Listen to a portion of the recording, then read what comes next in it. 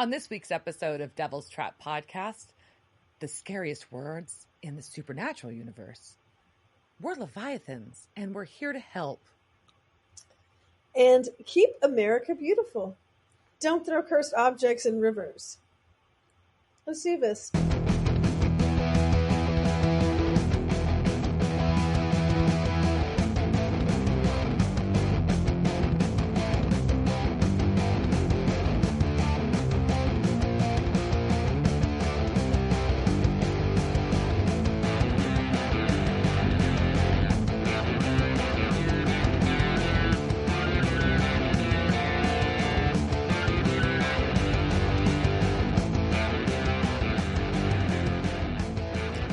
Welcome to this week's episode of Devil's Trap Podcast. I'm Diana. I'm Liz.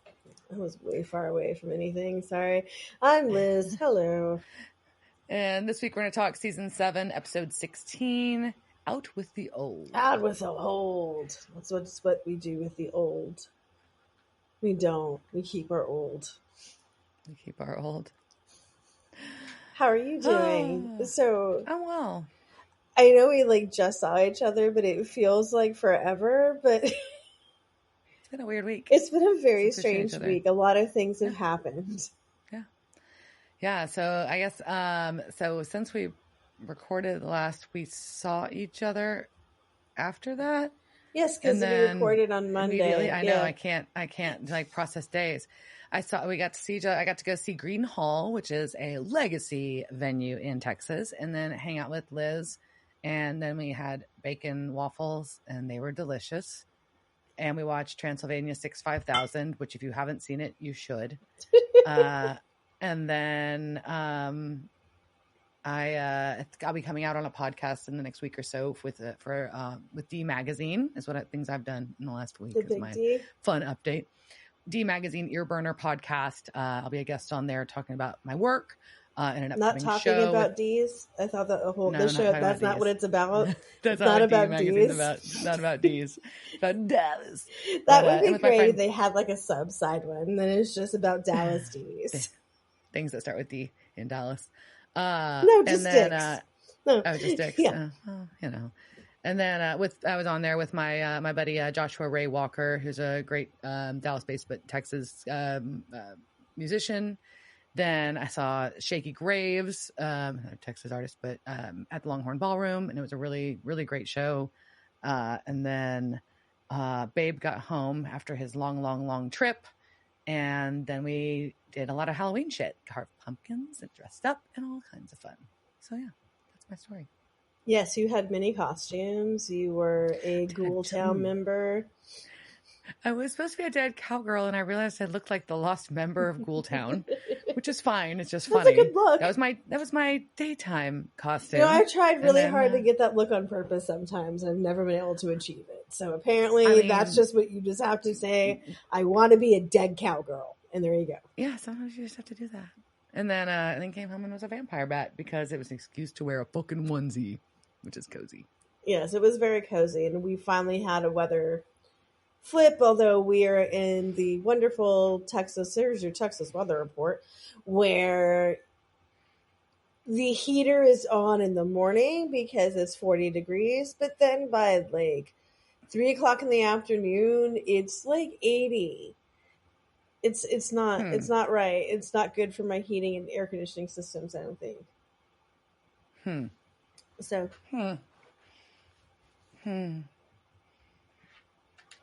Well, it has been that flip here too, but I don't like the cold, so it kind of sucks for me.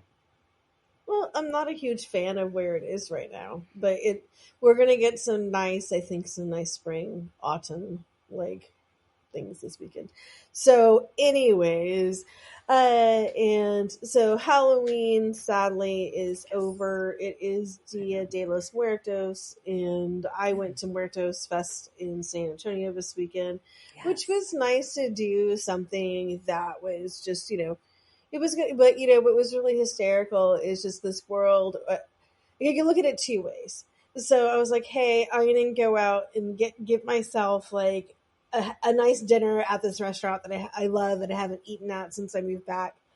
And I know I could walk to the fest from there. So I was like, oh, I'll Uber down there because I knew parking was going to be a nightmare. And since I was eating by myself, I go and I sit at the bar and I look over in the next room and then I see my cousin's husband and I'm just like, God damn it. Like, I can literally not have, like, I just one of those, like, I want to have a quiet, like, meal alone. And then eventually, like, talked to my cousin, and I was sitting with the lovely owner who was amazing. And my cousin was like, if you wanted a quiet evening, like, you shouldn't be sitting next to her because she's a real, chatty lady. And we're just like, I just don't want to talk to my family. Like, there's a difference. Like, I would, talking to this lovely elderly woman is, much more interesting than talking to my, lovely elderly mother that I talk to all the time. It's like, I just wanted something different conversation if I had to have one. But Muertos Fest was really good, and it was very Pee Wee Herman oriented. I don't. That's amazing. And I saw it was shared on on the Pee Wee Herman, whoever's managing Pee Wee Herman's social media now, since Paul Rubin's passing. It was shared on there, all amazing honors to Pee Wee Herman from San Antonio. It was really cool to see that. Yeah, because you had sent me a couple pictures while you were there, and then I followed all the Pee Wee Herman. Yeah, I found there was at least 5 altars I got pictures of. There may have been, there may have been one more, but they were all really cool. And it's, those things are like, I know they're supposed to be happy, but they also make me sad. But they're supposed to do both, I think. Is and that's today, right? So the day makes me happy, and the day makes me sad. So yeah. So happy, happy Day of the Dead or whatever you celebrate. Remember your ancestors. It's a good thing, and your friends, and keep their memories alive. Yes. But not this way. Well, maybe this way. I don't know. So we're talking about Out with the Old. This was season 7, episode 16. Like that transition? Is that a good one? That was good. Yeah, that was really slick. I'm very impressed. Look, it's like we know what we're doing. Look, yeah, I know. So this was first aired March 16th, 2012, and it was directed by John F. Showalter. The last time we saw him direct was Slash Fiction, and written by Jenny Klein, who I really like. That was, the once writer's assistant becomes writer and then becomes just boss bitch extraordinaire, but also co-authored by Robert Singer. So I think that's interesting. And still a reminder of this is season 7, and Sarah is the showrunner right now. So her influence is in a bit of this, right? Because we are, I think, going to see the big bad storyline starting to come back again, because we, the big bad is been gone for a few episodes right now. So we've been focusing a lot on Bobby's death and what's going on with that, and we kind of haven't, the big mouths have just been a lot of Dean going, Frank, what's going on? Frank, tell me about some dick. Yeah, and then I have come up with some new theories about Frank and Dean. Frank and Dean. Franks and Deans. Yeah, I want to eat a hot dog. Okay, so we're going to start off with these skinny bitches, and I'm so jealous of all of you because you pretty little ballerinas, your shoes and your cute little leg warmers, y'all look adorable. Yeah, but they leave out the joy of what their feet look like here, because these are point dancers. So oh no, their feet are gross. They're so gross. Oh, yeah. But they're tough bad bitches. Like that's what, like, they are like chain smoking, drinking Diet Coke. They're not eating anything. These girls look surprisingly healthy. They were not actually ballerinas.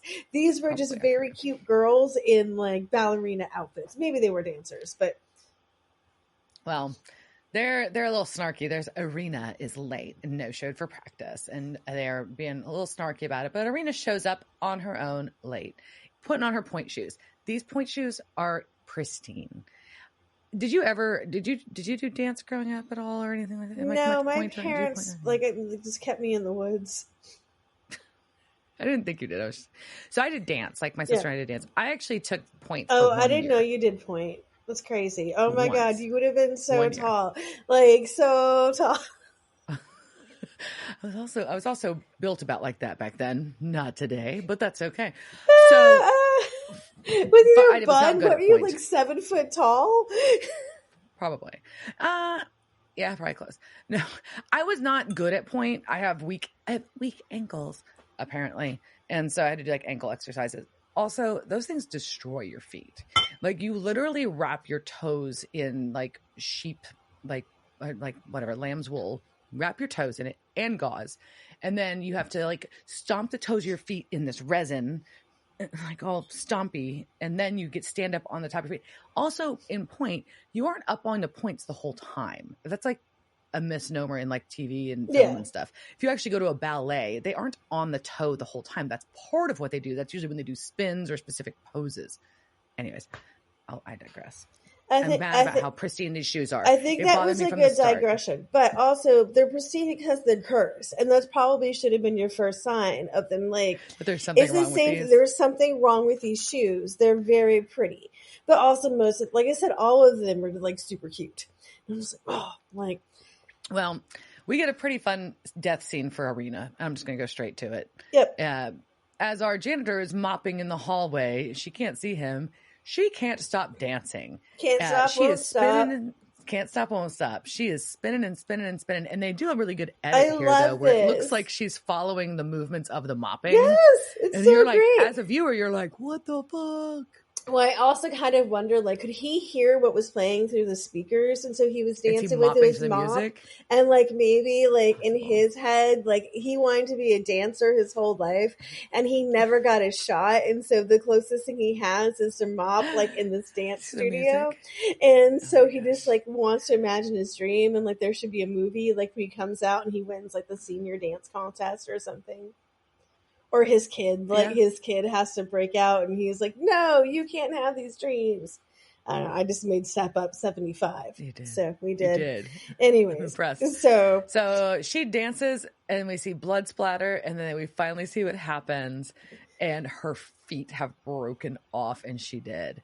And it is quite a pretty epic death scene. Very apropos for around Halloween-y. It felt to me, I'm like, oh, I feel like this is somebody's like haunted house scene. Also, he just mopped that floor. That is very rude. So I thought he mopped the hall. He hadn't mopped in there yet. They've been practicing. Okay, so well, hopefully he hadn't gotten to that yet. But the janitor is very upset, and he does cross himself. He does do the Southern Cross. But the ballet shoes are sitting there, posed perfectly pristine. Yeah, so no blood. Up with the fucking shoes. Yeah. You know something's up with them. So we cut to our brothers, and Dean is on the phone with Frank talking about Dick's activities, including an archaeological dig. And he's outside in a jacket that is clearly not like heavy enough for whatever weather they're at, because they're just basically looking at like piles of snow. Yeah, and Frank talks about wanting to go. That he's going to go to what is it? Tromsø, is that how he said it? He's going to Norway. That's just he's going to Norway because there's zero Leviathan activity there. Noted. But he does point out that there's a brand new Biggersons that is now opened in Butte, Montana. Sam and Dean are in Oregon, and Dean's like, "Hey, I want to know more about the coordinates that Bobby left for us in Wisconsin," but Frank's got nothing, and they're both annoyed with each other. Basically.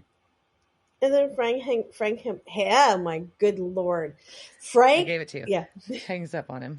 Frank hangs up on him, and I very identify with Frank. I love a good hang up on people. It feels good. I miss the fact that I can't slam a phone down. Really? Well, in the meantime, Sam strolls up with like drinking a bunch of coffee, and Dean's like calls him out for his coffee consumption, and we find out now that Sam is not sleeping. Sam is drinking coffee to stay awake because every time he closes his eyes now, Lucifer is yelling in his head. Because in the last episode, he had been able to ignore Lucifer and then make him stop by pushing on his hand. But now that he acknowledged Lucifer because he told him to shut up, now he can't do it anymore. So I think this is stupid, though. Like, if you can't fall asleep because somebody is yapping at you, why are you drinking caffeine? Because you're just going to be stressed and, like, super... you're going to feel worse. Like, after a while, those two are going to counteract each other, and you're just going to, like, want to throw up. And then you're going to be nauseated? Nauseous? Yeah, then you're going to be nauseous. I mean, if you're just desperate to try to stay awake and not fall asleep, what else do you do? But he says he wants to sleep. That's what I don't get. But He says he would like to sleep. He likes to sleep, but like... Lucifer won't shut up. So if he falls asleep, so he can't go to sleep is the thing. Yeah, he's saying he can't go to sleep. So why are you drinking coffee? It's stupid. Anyways, they're really dumb boys in this. They are. So Dean's trying to kind of like, okay, crazy Sam, he's not really there. Yeah, I know he's not, but the hand thing's not working. But by the way, there's this dancer that danced her fucking feet off. Let's go check it out. I wrote, Sam has found an article about old no feet. And Dean thinks dancers are toe shoes full of crazy, and he saw Black Swan twice. So they're going to Portland. Yeah. Accurate. And then, Diana, tell us about that hot piece of steel.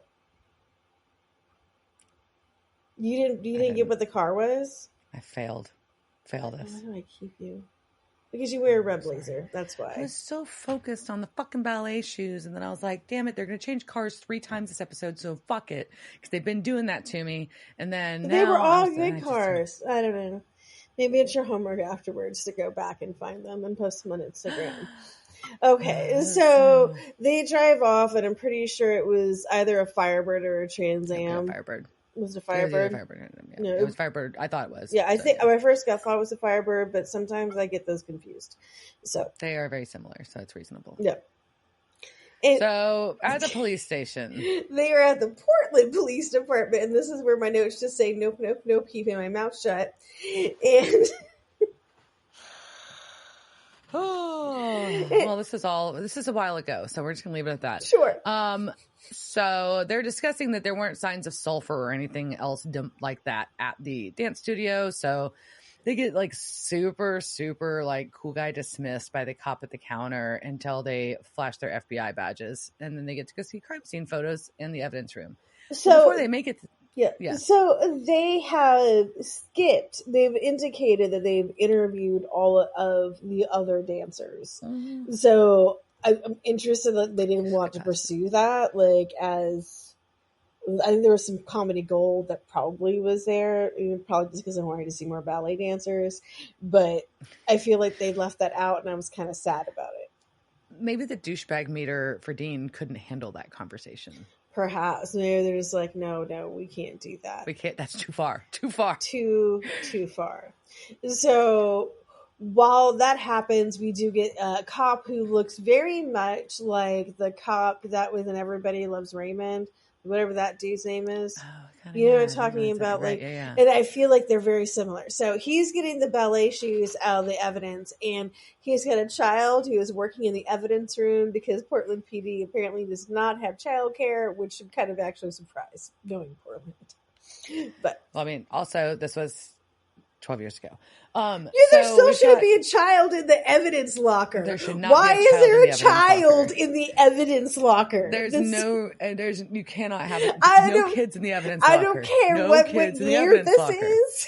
No, I meant about child care being offered by them. That's the part. But a child should not be hanging out in the evidence room. We got little Tracy, his daughter, and she really wants these fucking point shoes. Because you know why? Because she's a fucking little girl and they're pretty point shoes. That's why she wants them. Or because they're cursed. Oh, that too. And he tells them that she can't touch them. But she's going to go to the bathroom. And while she's in the bathroom, Sam and Dean get to finally see the crime scene photos. And they agree that it's real fucking weird. Because it is. And Tracy's in the bathroom. And as she walks... Someone had no feet. It's fucking weird. It's fucking weird. Well, also, like, can you die from no feet? I don't know. I guess it depends how much you bleed out. Because how fast can you bleed out? Like, I don't know. So, back to Tracy and the shoes. In the bathroom. She walks in the bathroom, and the shoes are in the middle of the bathroom waiting for her. Perfect. And she's just like a happy little girl, like, fuck yeah, here I get the damn shoes. Or like any woman. Like, and I'm all like, that's creepy as fuck. No, I was like, that's creepy as fuck. I'm not putting the shoes chased me to the bathroom. No. I would put them on. Maybe. They're really pretty. So she goes to them, sits on the floor, and they shrink to her shoe size. That is the most fucking amazing thing that has ever happened. Why the fuck has this not been invented yet? Why my shoes still not fit me? So in the meantime, Sam and Dean have gone to the evidence room, and that cop dad's there, and he's like, "Oh, I'm surprised the FBI's here. Here's the shoes. Oh shit, my little girl took them. She must have shucks, my child She has loves just ballet. she has just run off with state's evidence, and it's not state's evidence, whatever. But you know what I mean? Like this, like no big deal on that kid. She's such a kidder. That's so silly. So Sam and Dean like haul ass to the women's restroom, and Tracy's on the floor admiring the shoes, and she like super freaked. They come in, and this is where the scene gets real. Like, bad look. If somebody walks in, this looks so bad. This looks so bad because we've got Sam runs over. She like the shoes lift her off the ground and start making her dance. Sam runs over, grabs her by the body while Dean's trying to take the shoes forcibly off of her feet, and she kicks him in the head, not once, but twice.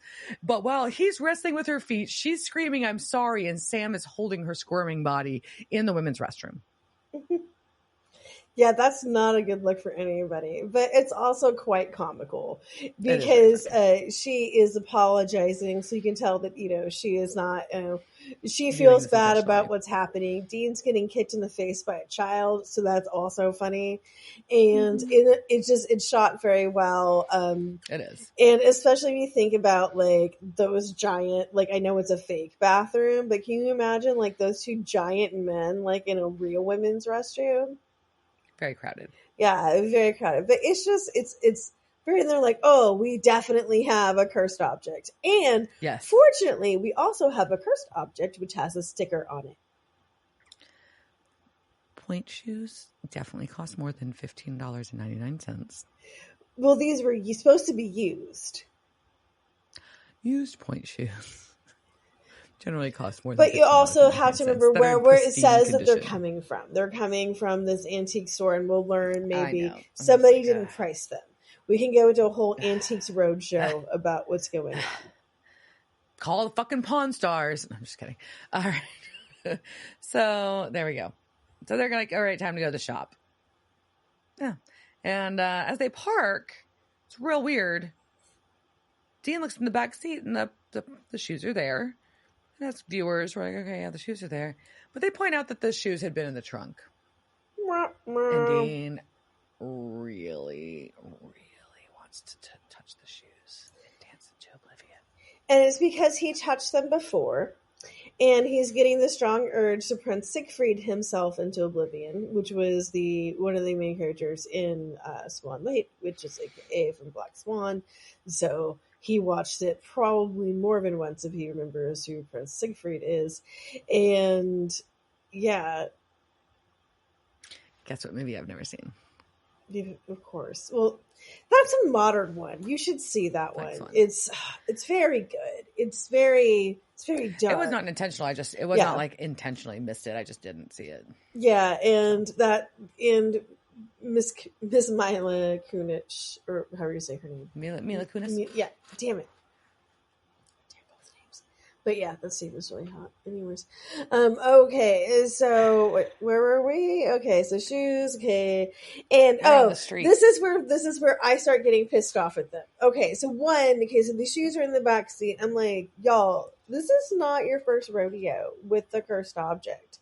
Like, how do you not have some sort of box that you could put it in, like you have seen from your father, from Bobby, from all the places that you have seen cursed objects before? Why in trunk? I guess there is no trunk, right? So, but yeah. Well, I guess they're working on the run with different cars. This is an interesting question. Like, how are they transporting weapons and shit? Like, I don't think they have the arsenal that they normally do. Interesting. Okay. Maybe I'll buy that. Okay. I think they're limited. Well, on the streets here in our little town of Portland, downtown Portland, which is not downtown Portland from. No, but it looks Portland. It does not look Portland-ish. It does not look Portlandia. It looks Portlandish. I got it. So we've got a real estate agent and her assistant in their lovely red blazers saying goodbye to Mr. Marshall after discussing an offer on his hardware shop. So, and since those of you who can't see this, Diana is sporting a lovely red blazer in honor of this episode. Yeah. This also where it starts to remind me of a Hallmark movie, and maybe it's just because my mom, Snowy. it's snowy, but it's just Hallmark season is like it is kicking into gear. It's about to be time. No, it's already time. They're already showing them. So my mom was watching some this week, and my theory is maybe they had these like ready to go for something else they couldn't do like during the writer's strike. And these are like getting pushed into like, or like these were like things that were sort of ready and are filling in the gaps now. I don't know. But they're on. Maybe. But there is very much a like the bad corporations coming into town is going to close out the mom and pop businesses. All the property. Yep. Yeah, that is definitely the theme. Yeah. And this woman is pretty mean to her assistant George. And she insults him and then makes him open her car door for her. Which is a great combination. She's kind of a bitch. Kind of. If we only knew. If we only knew.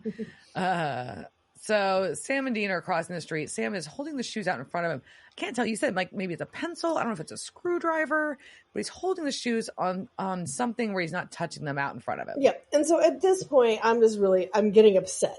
Like I will get further and further upset over this as this episode goes on. But at this point, I do want to point out that there is another option besides putting them in a box, and that is exorcising them.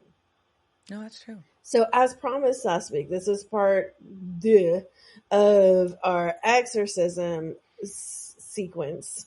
But if you're watching it on YouTube, it'll be 3 because the other, it was too long. So I'm splitting it. So this will be the 3rd part. So just make things confusing and fun. See if you're paying attention. So Exorcisms, the sequel. Exorcisms, the sequel. Podcast. Yep. So again, appropriate for our season of times. But exorcisms, like, do you really have a season? I think they're a year-round thing, right? So I want to talk about. So this is ton. This is lore. This is lore. Officially. Yeah, officially. Not unofficial. It could also be unofficially. I don't think there's like an official lore. Oh, there is.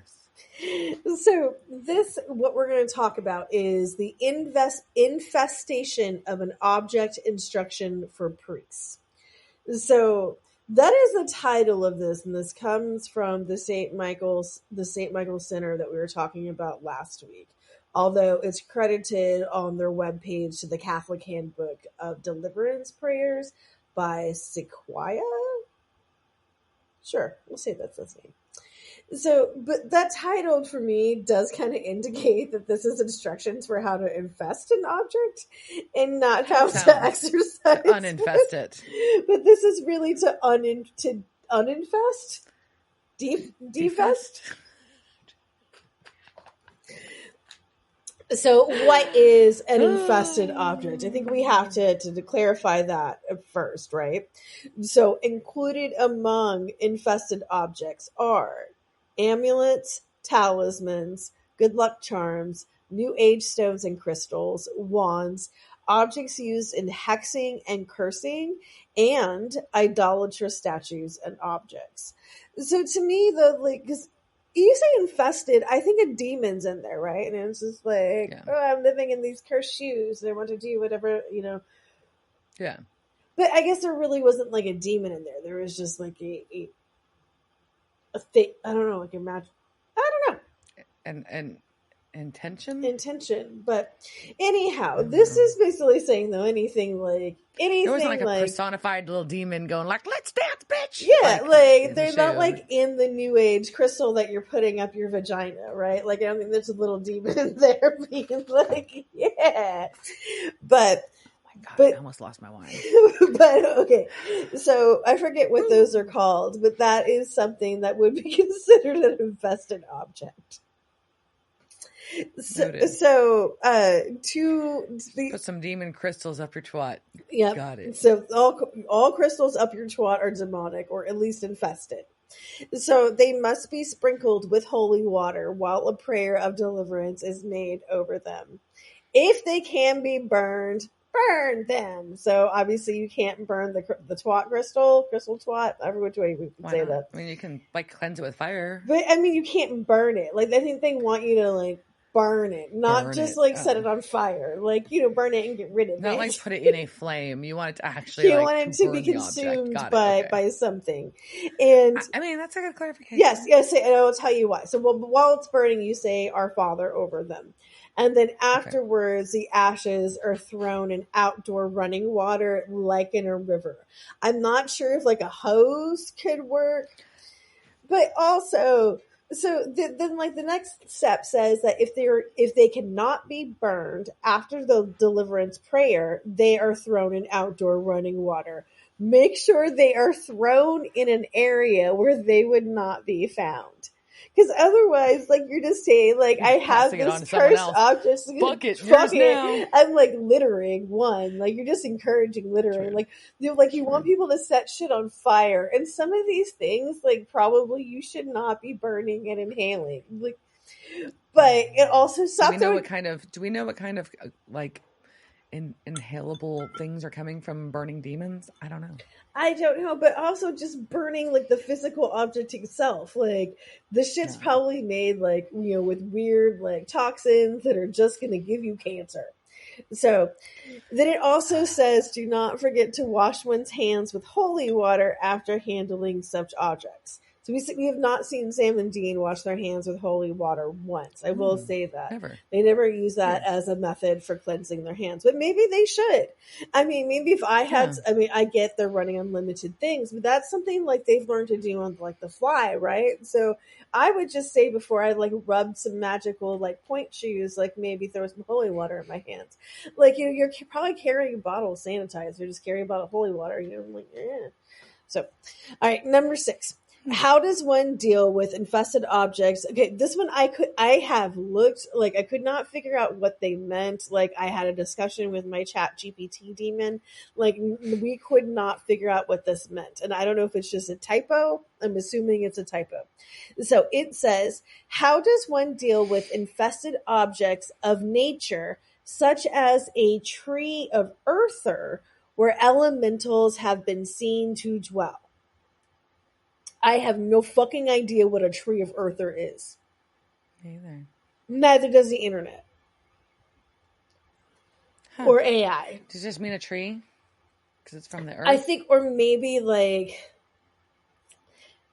maybe a tree where like a naiad or something was in it, like an elemental, like a fairy. Because I think when you say elemental, I think of like a fairy, right? Or like those type of things that live in nature religions. I don't know, but apparently if you have something that has that aspect of it, so it's an object of nature like a tree of something. I'm assuming, I don't know what that typo was for. It's something got auto corrected, and it's like a Mad Lib. Like a Mad Lib for weird exorcisms. So it has many steps to follow. So you call upon the protection of the Blessed Virgin Mary for oneself, one's loved ones, and also one's possessions. Call upon the intercession and assistance of all the saints and the angels, especially Saint Michael. With a crucifix in one hand, pray a deliverance prayer over the object. Sprinkle holy water and exorcise salt on the object and the surrounding area. The salt must be exorcised. You can't use just like your table pink Himalayan salt. Got to make sure that's exorcised. If appropriate, you may afterwards place a sacramental on the object, such as a St. Benedict's medal or a crucifix. Blessed, of course. I don't know, like, what that has to do with the nature thing, though, right? I feel like somebody like was copying and pasting for another part of their crisis management plan for this cursed object. I think you're correct. Because I don't feel like that goes with number 6 or whatever that was. No. Because, I mean, unless they're saying, I guess, like, you can... No, you don't burn the tree. You just, like, basically put holy water and salt on it. It'd be real sad if you had to burn the tree. I mean, you could, or like just like cut down the tree and threw it But in I the do river. think it's interesting that the we still have our constants of holy water and salt always come back. We keep coming back to it. And I wonder, like, it's all coming back. Like, I wonder though if that is more of a recent thing, right? As these things starting to getting maybe written down, it'd be interesting to kind of chase the origin of where the Catholic Handbook of Deliverance Prayers came from.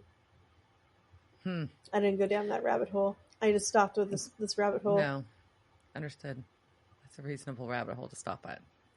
Yep. So that is something. I feel like there's people that spend entire like scholarly lives studying the other part. But go ahead. Oh, I'm sure I will go back to it at some point. Like this show will always, the concept of the exorcism will be. We've got 7. How many more seasons? 8, Don't make me do 7. math. 8. I think it's 8. No, technically like 7.5. So, yeah. Anyways, so after we finish this one, then it's Yeah. So that is the conclusion of exorcisms part 2 or part 2, depending on how you're consuming this. So, don't litter.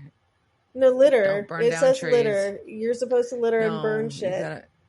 That's what the church said. See if you can get by with just some holy water and salt and some prayers. I'm just like, look, if that's like your last, like, why don't you just do that? Don't put a demon crystal in your. Don't put a demon crystal in your twat. Well, or if you do put a demon crystal in your twat, like, don't try and burn that. Like, I don't think you can. I think you have to have a really like strong fire. But also, if holy water and salt works, like, why are you going to why do you have to find a river?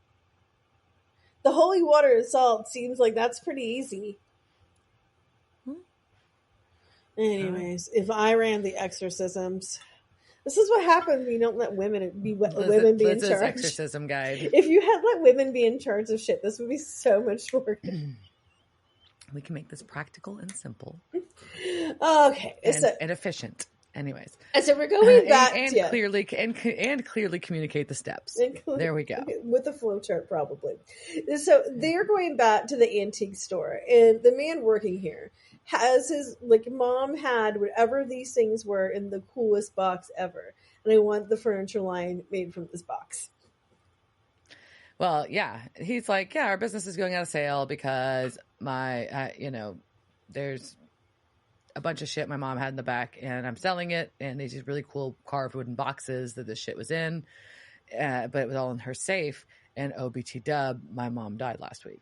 Which is, Sam was being a dick to him. He was being very, but how dare you sell this shit? He's like, I don't know. My mom had this shit. He's like, why was she selling it? I don't know. She fucking died last week. Like, what the fuck do you want from me, dude? Yeah, and so I get it. He's like, oh, all right. But I feel like Scott is shady, and I don't know if I would trust what he said. I like Scott. Poor Scott Freeman. I liked him. I thought he seemed nice. Sure. So, I don't trust anyone. He's just trying to get rid of all the stuff that she collected. And Dean has 2 more of these wooden boxes with symbols on them that are empty, so they ask what was in them. More like they yell and berate him about what is happening. And yeah, I love these boxes so much. They're the best curse boxes. And before we find out before Scott can even answer and tell Sam and Dean what was in them, we cut to a new scene in a kitchen where a woman is pulling a knife from her knife block. And she's got a meat grinder loaded up. Man, they are teasing us as the audience so hard. We got knives. We got fucking meat grinder. I was like, damn. And we've got these perfectly sliced vegetables. And it made me kind of mad. And we've got a woman continuing to perfectly slice vegetables. And then making me go, damn, when's the last time I cut a vegetable? I need to cut more vegetables. I cut vegetables a lot. And then we get a shot of some fancy old scissors sitting on a pile of magazines. They're continuing to tease us. And then a tea kettle whistles. Oh, that's weird. And it's a very pretty, very ornate tea kettle. It's like a cast iron kind of one. I wouldn't drink out of that. Yeah. I would be totally afraid to put that on fire. That seems like a bad idea.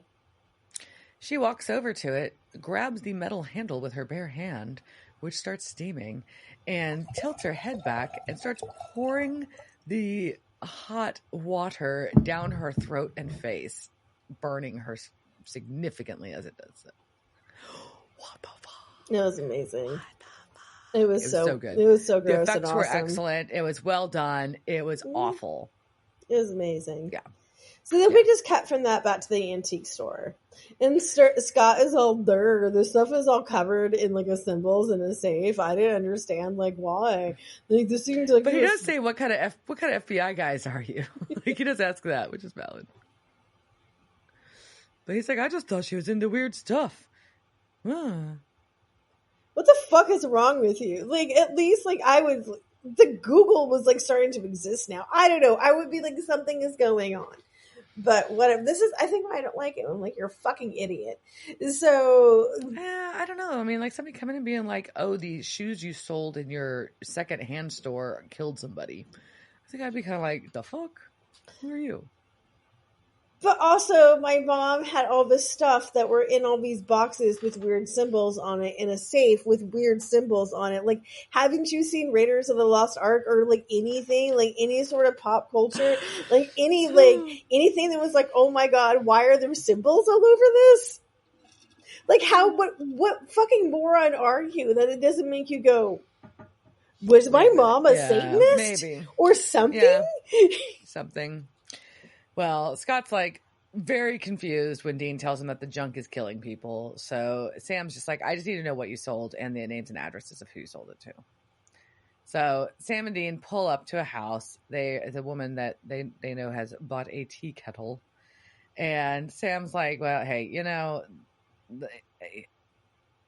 anything could be turned in, from a pencil could be turned into a weapon of mass destruction at this point. So they just stroll on into this lady's house. No knock, no break-in, no yell. Just walk on in her front door, which is apparently unlocked.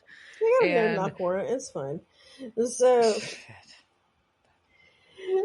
but they walk in and they find the scene and they're just like, oh, that's not good. And, you know, so at least this time, like, they find poor tea kettle lady and Dean uses gloves, but you've got the fucking box, man. You've got the fucking box. Just put it in the box. But they have to, and then they have to call in the death because they're the only ones that know that this lady's dead now. So Sam has to call the police and be like, "Oh, there's been an accident." Like, yeah, like who the fuck are you? And he's like, he gives the name Bruce Hornsby, who's a musician. Yep, he sure does. I mean, and technically, like, they didn't have to call; they could have just let her turn into a pile of goo, but. Anyway, so after disappointing me with what they're doing... But here's my question. Yeah. Hold on, I've got a question. So the police are going to show up and they're going to be like, this lady died from these weird burns on her neck, face, and throat.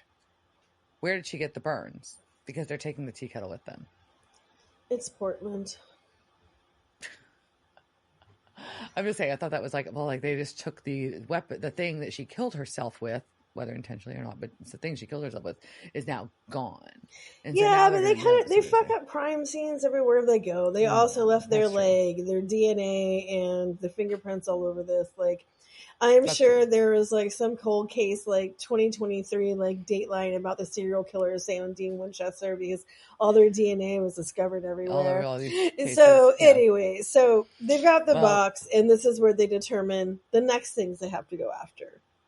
Yes. So they're going to split up. Sam is going to go seek out a gramophone. And of course, Dean is going to go get a vintage gentleman's mag. How does old porn kill you? First, good question. Good question. And we all know. So first, the gramophone. And we're going to a suburban home. Uh-huh. And we've got a woman... and she turns it on and she's admiring it while this kid is sitting there playing on his iPad. Because he's like, I don't get this fucking gramophone. I'm here. I'm with like, you, whatever. Fucking kid. Yeah. And so, but she leaves, goes putting away laundry. And while she's gone, like we realize the music is playing and there's some weird fucking voice behind it. I love this gramophone so much. I wish I had this gramophone. It's the cutest thing ever. It's like, hey, Danny. Hey, Danny. Come here. Timmy. Oh, I don't know why I thought his name was Danny, but whatever. So, hey, little boy, come here. And then, like, comes and it whispers to him. And apparently it whispers, wouldn't it be fun to slash your mom with a butcher knife? And And apparently it's not his mom, it's his nanny, according to the casting notes, but still, yeah. Super fucking crazy because he gets a knife, and when she comes back downstairs to sit down and read a magazine, he sneaks up on her with a fucking knife. He's gonna stab this bitch in the neck from behind. But guess what? Sam arrives just in time. Yay! She don't die. Yep, and at least Sam also uses the gloves. He's using the kitchen gloves.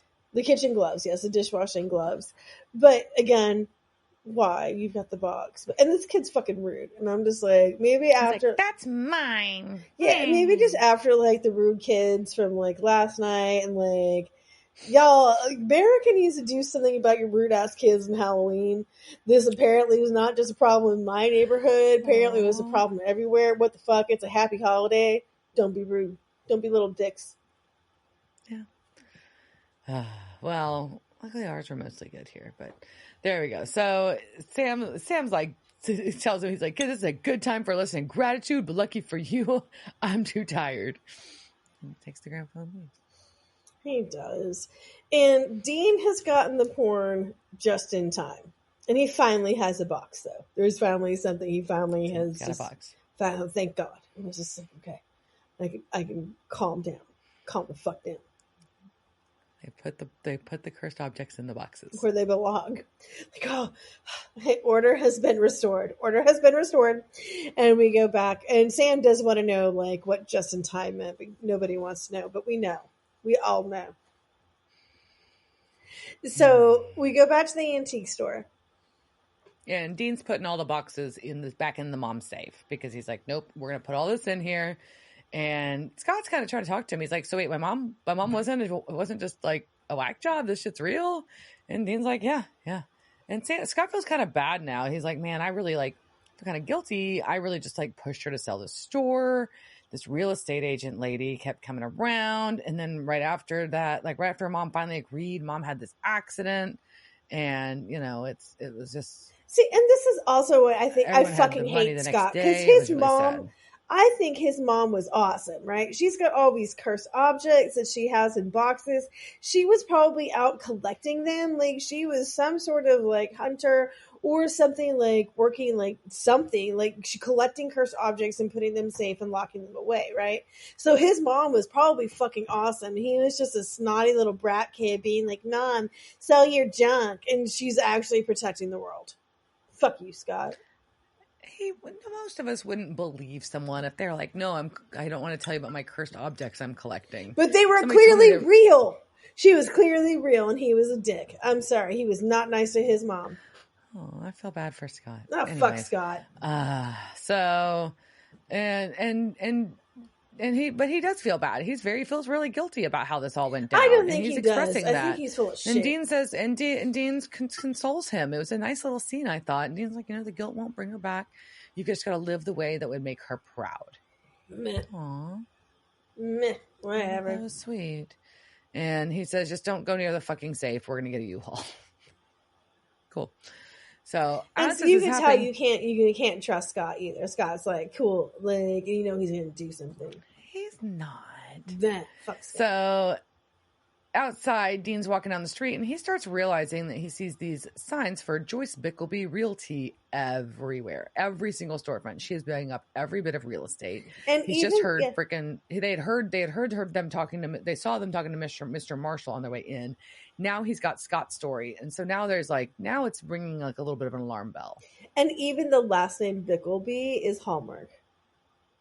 It kind of is. It is. So I think it's also just her colorings. Maybe even the coloring of this episode, it's just very reminiscent of that. I think it's just, maybe it's the very over-the-top blazers is probably. It's the super cliche, no real estate agent wears this anymore. You know what I mean? That's just the over the top. Because everybody's a fucking real estate agent now. No offense. I know a lot of lovely people that can do real estate. It's just one of those things. So we cut back to Joyce, our real estate agent, and Mr. Marshall. And they're in her office and she's explaining that look, the block's just not going to be the same anymore with you're gone. But, we just, she's really rude to George. I mean, it's just basically she's doing a hard sell. She's doing a hard sell, and she's like, if I was like this dude, I'm like, you're belittling your employee in front of me, and you think that's gonna make me want to give you shit, lady? Fuck off! And so the speech she's giving is just backfiring.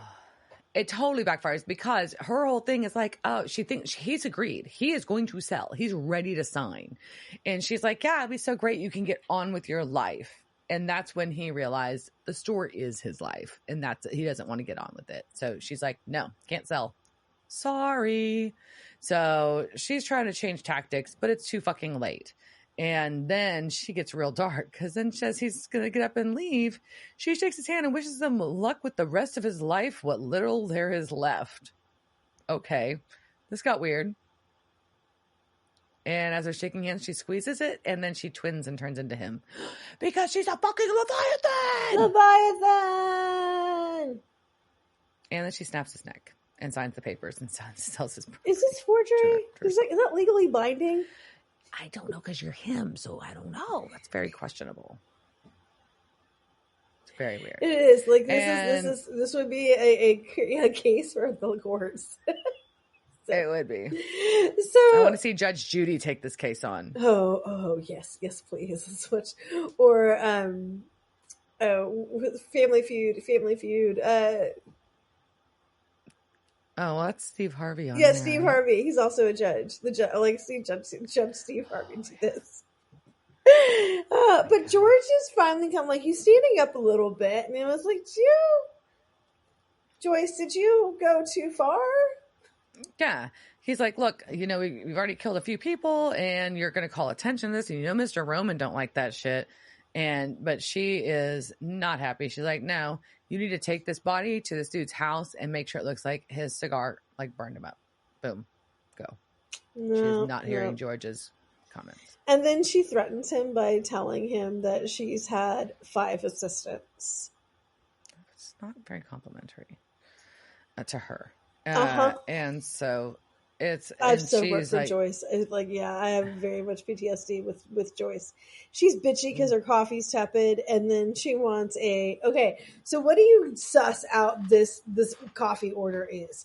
Grande non-fat whip white mocha 1 pup sugar-free double shot espresso. Is that even a coffee drink? Yeah. I bet you could go order that right now. Okay, so it's a mocha, right? It's a mocha double espresso. So it's a mocha. It's a white chocolate mocha with an extra shot. So why didn't you just say that? Because that's not how they construct it. It's stupid. It is. Fuck you, Joyce. I don't drink coffee drinks like that. So Joyce is awful. But she's got her specific barista on Maine. And so she wants George to go do that. In the meantime, we've got Sam driving by himself, which is a terrible idea. Oh, yeah, send the guy that's not sleeping out to drive at night alone. Anyways. Yeah, but I feel this pain because I think it's a very relatable scene. Like, we've all, like, as much as we shouldn't do it, like, we've all had that driving where you're, like, so tired and all you want to do is, like, stay up.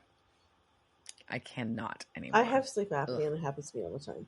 Anyway, so we're striking that for the record. And as I say, there's a song called Start Me Laughing playing by a band called Dead Confederate.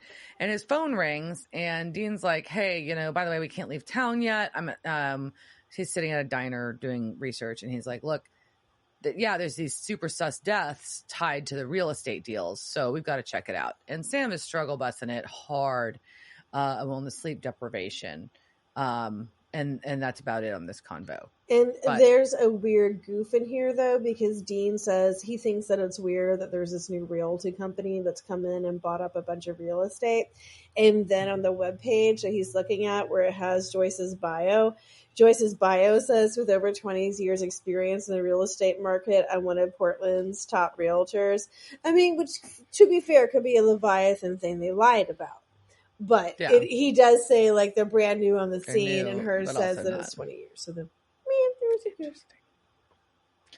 Well, either way, so we've got Sam sleepy driving and Dean sitting there doing research, and he decides to call Frank again. My boy Frank! because he's got to figure out how to figure out what this real estate company is all about and get into their website. Yeah. Geo Thrive Inc. And he wants to know if Frank can get in there, and Frank asks if dogs can play poker, and they can't.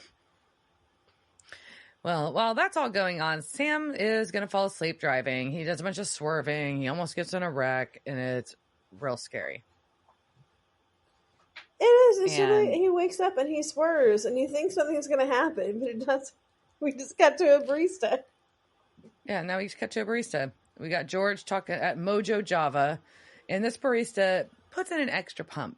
And George is not happy about that because she wanted one pump. It's also not what he ordered, you fucking dick. Like, and the guy's like, "Oh, the pump's free," and he's like, "I didn't want the fucking pump." And the barista's really shitty, and it's just a really ugly exchange. He says, "Eat me," and George says, "Don't tempt me." So now we know for sure that George is also a Leviathan. We already knew he was into it, knew what was going on with Dick Roman, but that's our proof. Yeah, and I think we're. I'm not sure about you, but see, I have way more sympathy for fucking George than I do for Scott. Like, I love George. Really? Oh, yeah, because I've been in George's shoes. Like, I've worked for Joyce. I've been trampled on by her. And I've probably had this exact same situation happen at a coffee shop. And, like, had somebody shit on me and then being like, oh my God, I'm going to have this grown-ass woman yelling at me. And so I feel for you. And I love this kind of don't tempt me. Well, in the background, he hears Sam order his triple red eye, and he recognizes Sam's voice. So that's something. And so we've got George following Sam now. He follows him to the antique shop, calls Joyce, and he's like, "Look, I found Winchesters. They're in Portland. I'm going to eat this motherfucker." And she's like, "Nah, I get to eat them. You got to come here." Well, yeah, and she's like, "Get back to the office. Chain of commands. I eat him." And just, oh, what a cunt, right? And then she takes her coffee, and she's like, 2 pumps. She knows exactly. When you drink, never mind. I don't care. Drink all your fancy coffees all you want. But you still I drink my coffee black typically. I drink, like, I'll get a fancy drink occasionally. But, like, I'm not going to be able to be like, this had 2 pumps versus 1 pump. Like, come on. It's barely coffee now. Come on. I am. Well, and that's also just why it's irritating. It's all just very irritating. But then we go from her being irritating to Dean, I fucking pie. Yeah. And Frank calls him, though. And he tells him that GeoThrive is all dick. Yeah, what he tells him is he's figured out why he has hit that firewall. And I'm like, because it was a public-facing website that had some minor access controls? That's not a strange firewall. That's very normal. This is not corporate, like, nothing like, you just can't look at their corporate shit. Or at least you're not supposed to. So, but then Dean says that to Frank, that my silence is your cue, and he smiles at him because I think he's in love, and this is totally the new Destiel, which I don't know if that should be like freeing or dank or drank. I'm not sure what is like the appropriate shipping name. There is not a shipping here. Look at his face. Like, he is just, it's just them. They're just teasing each other because they both. No, this is like a Bobby relationship. They are That's in not love. that it's kind not of a Bobby relationship. Gross. They are in love. And I'm starting to think that weird. Supernatural is all about the love life of Dean Winchester's. So I don't know. It's just the smile on his face as he says that back to him is just so. He's saying it because Frank had said it to him before. It's just very funny. It's very touching, and it said, "I love you." He said, "I love you" with his eyes. I saw it. He said, "I love pie, and I'm going to be snarky." That's what he said. Anyways. Ridiculous. So Dean and Frank discuss, and they're like, Frank's like, "You need to get the fuck out." And that's about it. So as that call ends, Sam arrives. Dean tells Sam, BT Dub, Leviathans, also nesting dolls of dick. Yep. So he's like, "Look, well, we need, but really, Sam, you need to fucking crash." But apparently Sam has Lucifer singing Stairway to Heaven to him for the 50th time in a row. Fuck you. Like, one time is too much for that song. And 50 times in a row, oh my god. I also love that, really, overall, the whole theme of this, though, is that it's corporate and smelly and Leviathan. And so anytime it's just like, we know that it's super corporate and that's going to be a problem, I am down with this.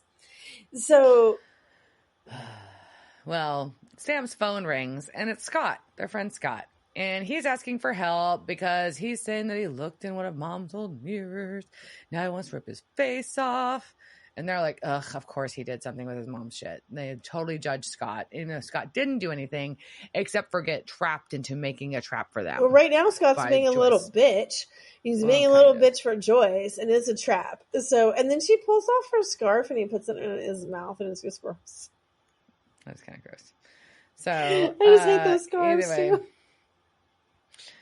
Yeah, so she shoves the scarf in his mouth, and while they wait for Sam and Dean, and George has to tie Scott up with duct tape, and they're like, "Look, number one, Scott can't talk, but we also can't make the papers." So Joyce is like, "Yeah, George, you'll just have to turn into Scott for the next 30 years. Sorry." That's fucked up. But then what happens to who George was? George just disappears. But no, he was just a real estate agent. So, like, as long as George was just like a loner, like real estate agent dude, because George was somebody before, right? So that body was like, I don't know, it's just an endless cycle. We don't know. So they're constantly covering their tracks. But then we have Sam and Dean pulling up in a truck with a U-Haul. Yeah, and of course, Joyce and George are waiting for them, and she introduces themselves as the people who will be eating them. And she goes full Leviathan face because she's going to eat Dean, and George is going to go after Sam, and there's a big fight. But in the middle of our fight, George starts giving Sam hot tips. Like, hey, that bucket right there is the stuff you use to burn us. Ta-da! Hey, over there is a sword. Go get it. And George kind of stops fighting Sam. And Sam gets to kill Joyce right as she's fighting really hard against Dean. Huh, that's weird.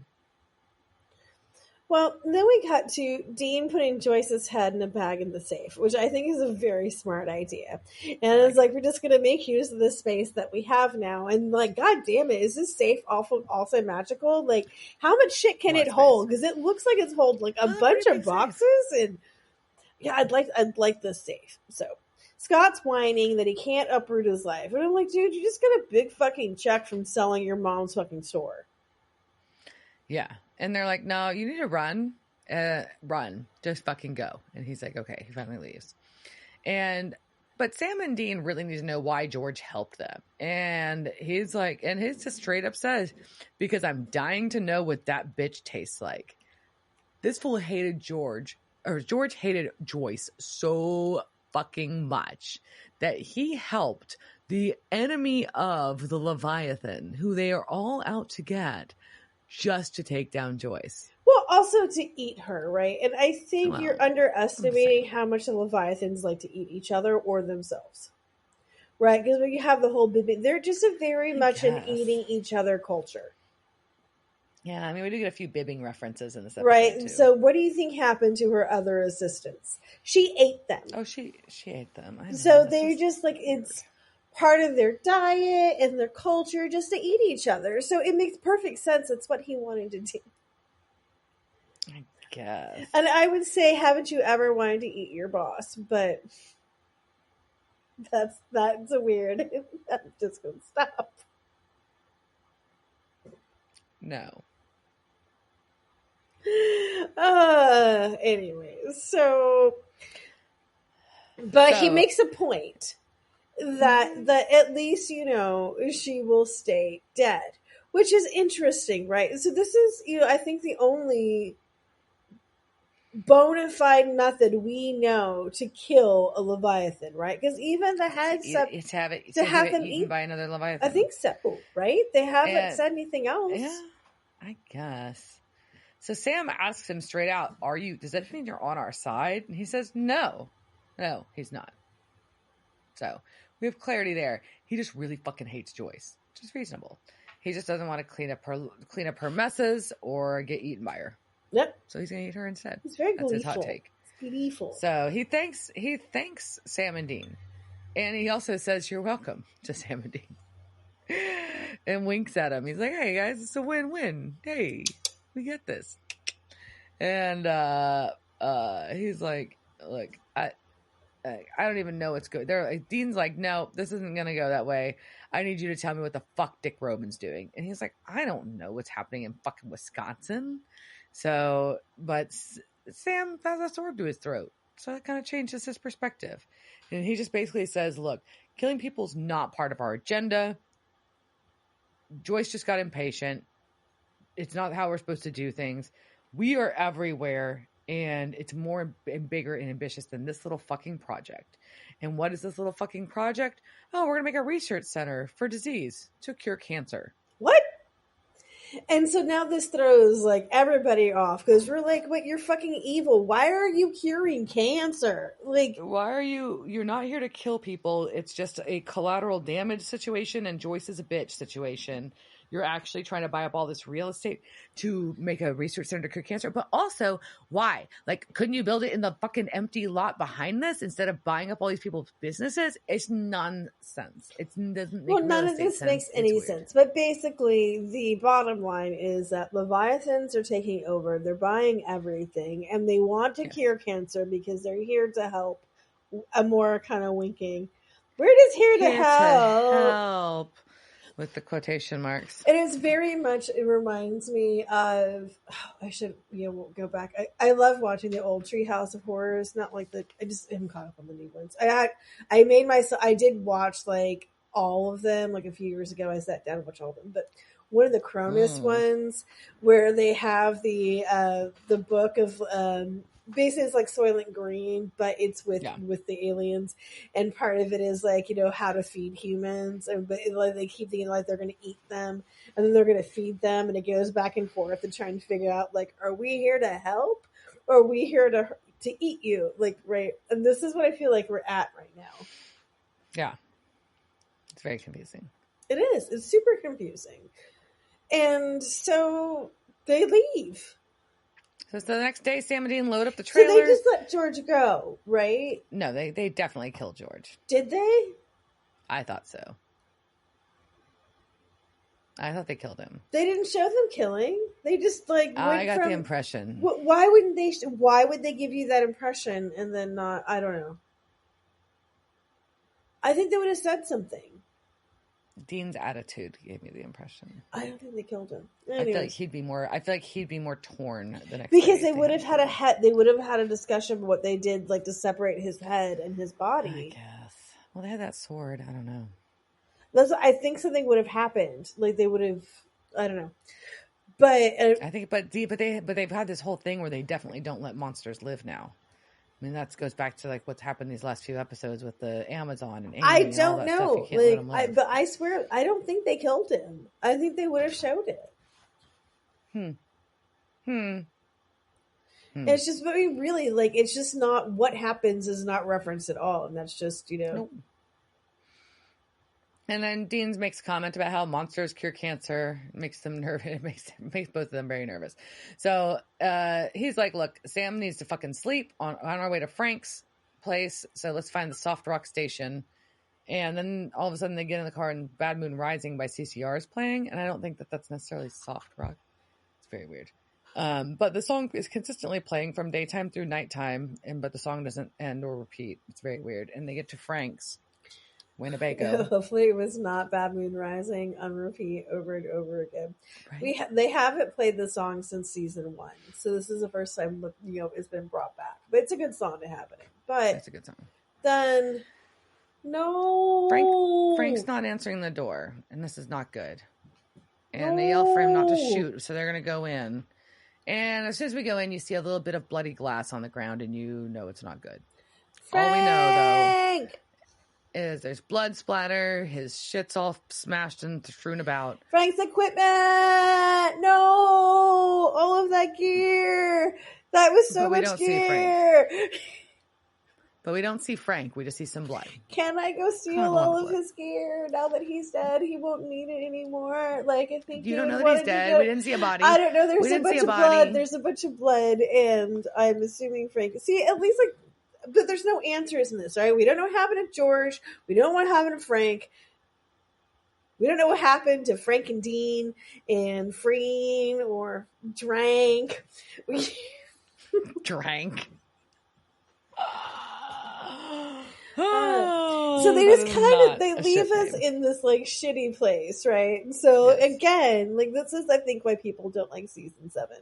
So I'm going to pause unanswered questions. Yeah, I'm going to pause the unanswered questions and to say, ask our real estate lady in her red blazer. Is there anything on your sign for sale in the casting couch?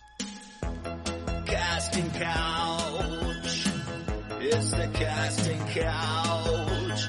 Were they on that show that time with that guy? La la la la la la la la la la la. I'd be happy to share some information about our wonderful casting couch with you this week. So we've got, and honestly, I'll candidly, a lot of our actors this week, as enjoyable as it was and as great as they all were, are not necessarily actors. Were they all in Hallmark movies? Resume. Most of them. A lot of them were. But so I'll kick off though with our friend George. It was played by Brian Cooperl. He actually left, it says in his bio, he left acting in 2013 to pursue supporting at-risk youth in LA. I already loved you, George. See, I could maybe I just sensed his good heart coming through. And he was also Roy in Buffy. So he's been multiple episodes of Buffy. He was Cliff in Sabrina the Teenage Witch, the Melissa Joan Hart. Melissa Joan Hart, yeah. And then he had a small bit part in Legally Blonde too. So if I wanted to make you like him more, you're welcome. Yep. Joyce was played by Mary Page Keller. She's been in episodes of things going back to Ellen, the sitcom, not the talk show.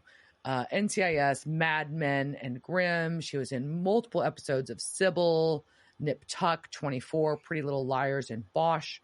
And she was a regular character named Sally on the show Another World. When I say regular, I mean 38 episodes regular. Was it? And was that Jensen's? No, was Jensen Days of Our Lives or was Another World? I don't remember. Damn it! What was this? All the soap operas run together for me. I'm sorry. I'll check. And then she was an actress or a character. There was a movie called The Negotiator, which was pretty big. She was Lisa in that in 1998. Our barista was played by David Leitch, who was also Mordecai in Scary Movie 4. Mr. Marshall was played by Roger Barton, who's had a very long career over but a lot of small roles over the years, but a couple notable things I'd point out. He was in a couple episodes of TNT, which was the Mr. T show, and in the 90s version of the show Kung Fu. He was also Mr. Bumstein in Detroit Rock City. And then Timmy's nanny, is what they call her, is Allison Grant. She's been in episodes of Bates Motel, Wayward Pines, iZombie, and more. Our tea kettle victim, it caught my attention. This is played by Sarah Hayward. She is in episodes of Outer Limits, Smallville, Fringe, Once Upon a Time in Wonderland, Bates Motel, Flash, Once Upon a Time, and Space Force, pretty recently. She was the Stitch Cenobite in Hellraiser Hellseeker in 2002. That's so cool. Yeah. She was a Cenobite. That's amazing. I know. She was a secretary in the 2003 Wrinkle in Time movie. She had a small part in the movie Miracle. She was Sylvia in the series Siren, pretty recently, that sci-fi series. And she's been in multiple episodes of Schmigadoon, which is an current Apple series. It's good for her. And for those of you who I know are screaming at the radio or whatever the fuck you listen to this on, Jensen was in Days of Our Lives, not Another World. But That's what I thought. I didn't think it was on the world, but I again, like, I don't know, like, I can get through them, but anyways, those were great. So, what did you think? First, I know what my feelings are, but what were? So it was a fun episode overall. I mean, it was very much. I think it was fun. I appreciate that they're carrying the. It was fun and annoying at the same time. Does that make sense? Those are what I feel like the Leviathan are as a big bad. I feel like they are fun and annoying. Well, and then the cursed objects were fun. They were. They made for a fun storyline. Not like, oh, it was fun watching people die away, but like it was a fun storyline.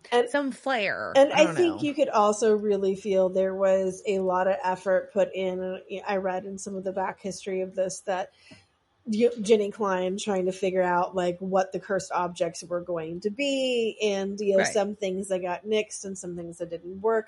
One thing that I forgot to bring up was that it was pitched that Jensen did actually get those shoes on and had an entire dance scene to it, but it was, I believe, denied by the network and Jensen that happened. But I think that would have been fun. I would have liked to have seen funny. That.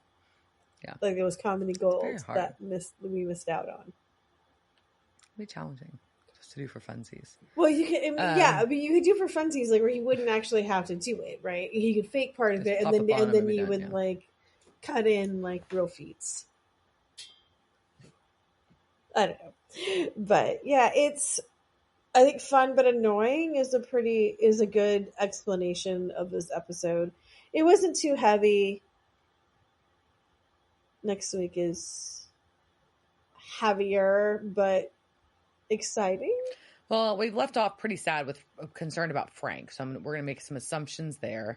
We're also deep back into Lucifer and Leviathan. So those are two heavy things, and we've been easing back into those for the last couple of weeks. So I'm not shocked by this. Does that make sense? No, and this season is very much a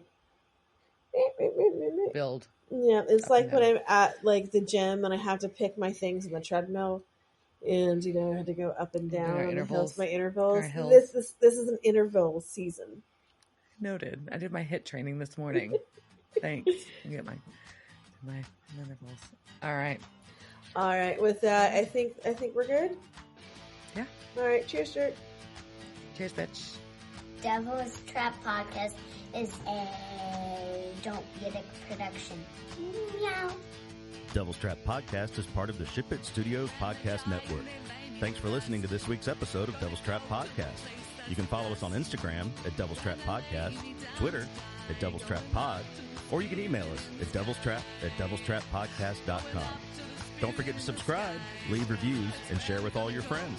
We're at all your favorite podcast outlets and at devilstrappodcast.com. I'm Babe. Thanks for tuning in, and we'll see you next time.